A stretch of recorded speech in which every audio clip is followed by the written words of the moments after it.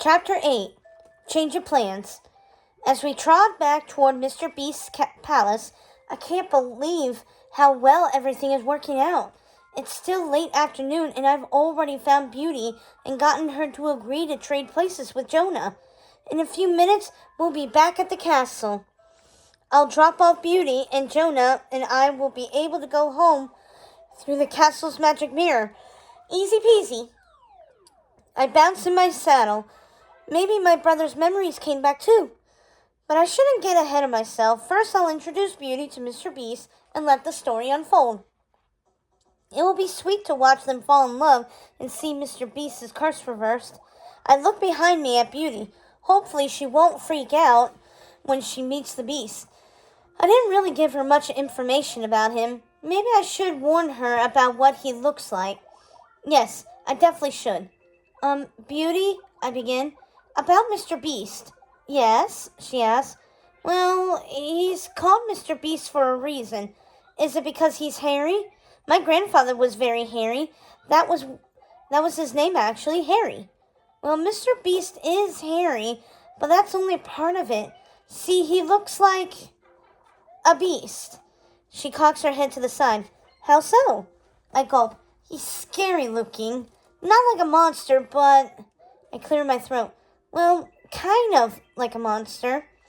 Oh, Beauty pulls a curl tightly around her finger. Then she lifts her chin. That doesn't change anything. I said I would switch places with your brother, and I will. I don't go back on my word. Okay, I say, heaving a sigh of relief. I just wanted to warn you. We trot for a few more minutes until we turn onto a rocky path. She points up ahead. Is that the castle? Yep. Pretty, huh? I hope you like it. Thank you for coming. I'm happy to help, she says. I'm always happy to help. Pony stops before the moat, and Beauty and I dismount. Follow me, I say brightly, taking prints from Beauty. I am trying to keep my voice extra light and fluffy, so Beauty still thinks she's walking into a great situation. We cross the drawbridge, and I knock on the front door. Hello, I call. It's Abby. I'm back before dinner time, and I brought the girl I was telling you about, Beauty. Mrs. Butler opens the door. Hello, I say serenely. We'd like to talk to Mr. Beast. She holds a hand to her ear. You'd like to have a feast? No, I say.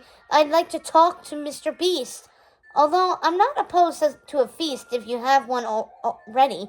But Mr. Beast is more important. Speak up, dearie, she says, pointing to her ear. Mr. Beast, please, I yell. Oh, 1 second, she says, before turning and bustling away. I wait anxiously, chewing my nails. I hope Jonah is okay. You're back, Mr. Beast booms a second later, stepping into the doorway. Beauty gasps. I shook her a look. That's exactly why I warned her, so she wouldn't gasp. I grab Beauty's hand and squeeze it hard. Hi, Mr. Beast, I say. This is Beauty. She volunteered to stay here instead of Jonah. Right, Beauty? Beauty nods, even though her eyes are popping out of her head. Yes, Beauty squeaks. I've come to switch places with Jonah, I correct. Jonah, she says. Mr. Beast studies Beauty with narrowed eyes. Then he sighs. I changed my mind, he says with a shake of his head. Excuse me? I ask. What does that mean? He changed his mind. I must have heard wrong. Am I becoming like the Butlers? I changed my mind, he repeats. I know I told you Beauty could trade places with Jonah, but I'd rather keep Jonah, he nods. Yeah, Jonah stays. I don't understand. Huh? Says Beauty. Jonah stays. I don't want Beauty. But I'm here to help, Beauty says. I don't want your help, Mr. Beast snaps. You can't do this, I exclaim. I can too, he says. I have to take my brother home to Smithville, I say, starting to panic. You're not allowed to keep him. You can't stop me, he barks. I make the rules. This can't be happening. Mr. Beast needs to fall in love and get engaged, or his curse will last forever. Can we speak in private, please? I hiss. No, he says. We have nothing left to talk about. But, I have to talk to Mr. Beast, but I can't risk Beauty hearing what I need to say. Beauty, would you mind blocking your ears? She shrugs and sticks her fingers in her ears. Beast, sorry, Mr. Beast. The curse says that someone who doesn't know who you really are has to accept your marriage proposal so you can change back. I know, Mr. Beast says. He looks down at his feet. But Jonah is like the kid brother I always wanted. We've been having a good time playing games. I'd rather do that than have to convince some unsuspecting girl to fall in love with me. I've tried it before and it never works. I'm done trying. Jonah's my friend, and he doesn't make me feel bad about myself. I'm not trading him for some girl who will. Jonah stays. Beauty goes.